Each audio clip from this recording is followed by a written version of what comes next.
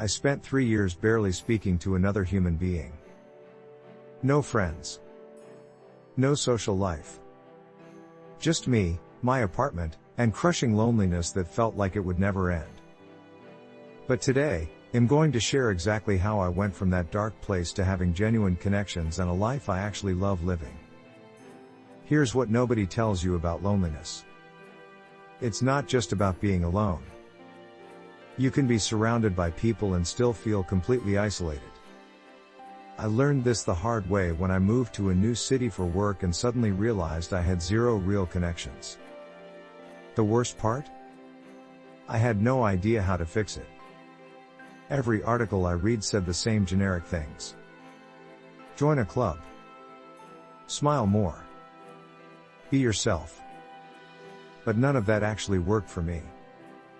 I needed something deeper, something real. So let me take you through the 7 discoveries that actually changed everything for me. These aren't quick fixes or surface level tips. These are the fundamental shifts that transformed my entire relationship with connection and belonging. The first breakthrough came when I stopped trying to be interesting. This sounds backwards, right? But hear me out. I was so focused on saying the right things and being impressive that I forgot to actually listen. I was performing instead of connecting. I remember this one conversation at a coffee shop. I was talking to the barista, and instead of planning my next witty comment, I just listened. Really listened. She mentioned her dog was sick, and I asked genuine questions. Nothing fancy. Just real curiosity about her life. That 5-minute conversation felt more meaningful than months of trying to impress people at networking events. Why? Because authentic curiosity creates real connection. People don't remember your clever jokes. They remember how you made them feel seen and heard. The second discovery was understanding that loneliness isn't a character flaw. For years, I thought something was wrong with me. Why couldn't I just be normal and have friends like everyone else? This shame kept me isolated even more.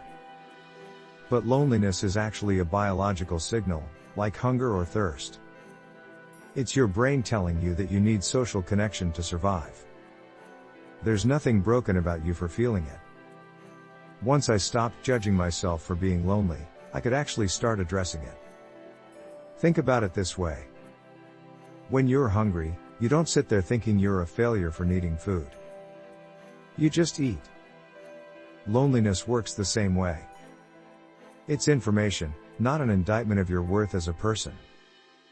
The third game changer was learning the difference between shallow and deep connection. I used to think I needed tons of friends and a packed social calendar. But that's not what actually satisfies our need for belonging. Research shows that having just 3 to 5 close relationships is more fulfilling than having dozens of superficial ones. Quality absolutely trumps quantity when it comes to human connection. This was liberating for me as an introvert who gets drained by large groups. I started focusing on depth instead of breadth. Instead of going to big parties where I knew nobody, I invited one person for coffee. Instead of group chats with acquaintances, I had real phone conversations with people I wanted to know better. The fourth insight changed how I approached every interaction. I discovered that vulnerability is the gateway to real connection. Not oversharing or dumping your problems on strangers, but being willing to show your real self instead of a perfect facade. I tested this at a book club I reluctantly joined. When asked why I came, instead of saying something generic, I admitted I was lonely and trying to meet people. The room went quiet for a second. Then 3 other people said they felt the same way. That honesty created instant connection. We bonded over our shared struggle instead of pretending everything was fine. 2 of those people became genuine friends. All because I was willing to be real instead of polished. Vulnerability doesn't mean weakness. It means courage. It means trusting that your authentic self is worthy of connection. And ironically, the more vulnerable you are, the safer other people feel being themselves around you. The fifth breakthrough was accepting that building connections takes time. We live in an instant gratification culture. We want results now. But friendship doesn't work that way. Real bonds form slowly, through repeated interactions and shared experiences. I used to give up on potential friendships after 1 or 2 meetings if we didn't immediately click. But meaningful relationships are like plants. They need consistent care and time to grow. You can't rush the process. I started applying the consistency principle. It reach out to the same people regularly. Not in a desperate way, but in a steady, reliable way. A text here. A coffee invitation there. Showing up to the same weekly activities where I'd see familiar faces. After about 3 months of this consistent effort, something shifted. Those acquaintances became friends. Those surface-level chats became real conversations. The investment of time paid off in ways I never expected. The sixth discovery was learning to be comfortable with silence and solitude. This might seem contradictory in an article about overcoming loneliness, but it's crucial. There's a huge difference between loneliness and being alone. Loneliness is painful disconnection. Being alone is peaceful solitude. I had to develop a healthy relationship with myself before I could have healthy relationships with others. I started treating alone time as an opportunity instead of a punishment. I took myself to movies. I went to restaurants solo. I learned to enjoy my own company. And something interesting happened. When I stopped being desperate for connection, I became more attractive to others. People are drawn to those who are comfortable in their own skin. This doesn't mean you should isolate yourself. It means building a foundation of self-acceptance that makes connection possible. You can't pour from an empty cup. You have to fill yourself up first. The seventh and final breakthrough was understanding that rejection is part of the process. Not everyone will want to be your friend. Not every interaction will lead to connection. And that's completely okay.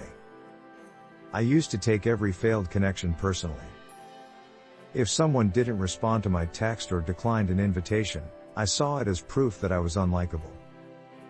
But rejection usually has nothing to do with you. People are busy. They have their own lives and struggles.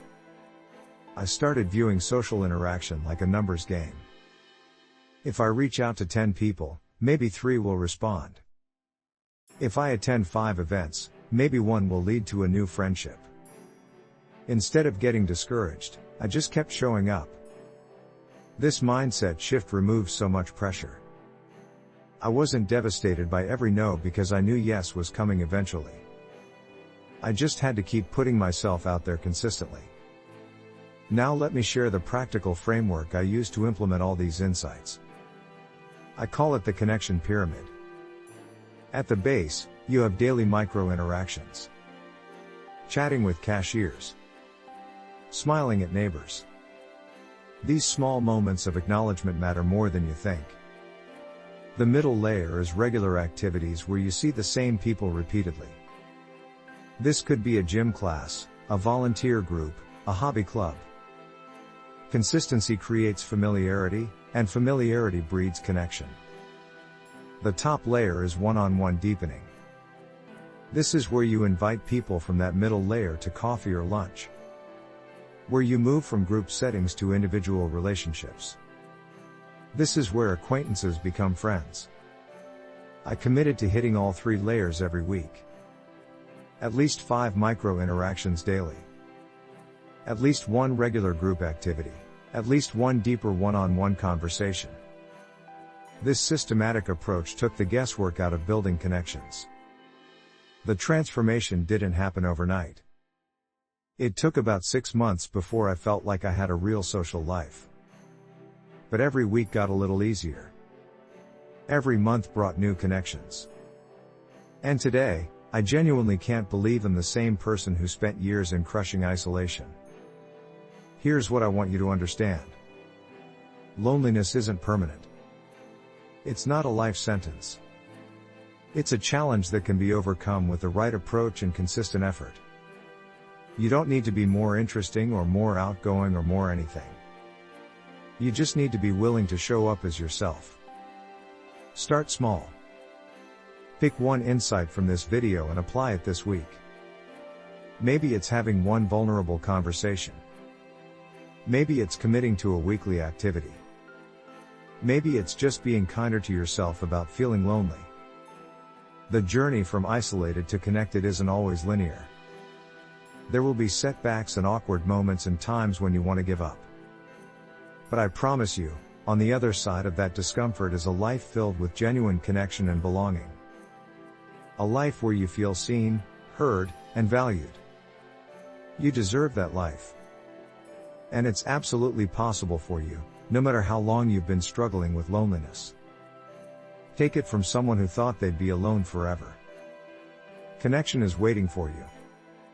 You just have to take that first brave step toward it.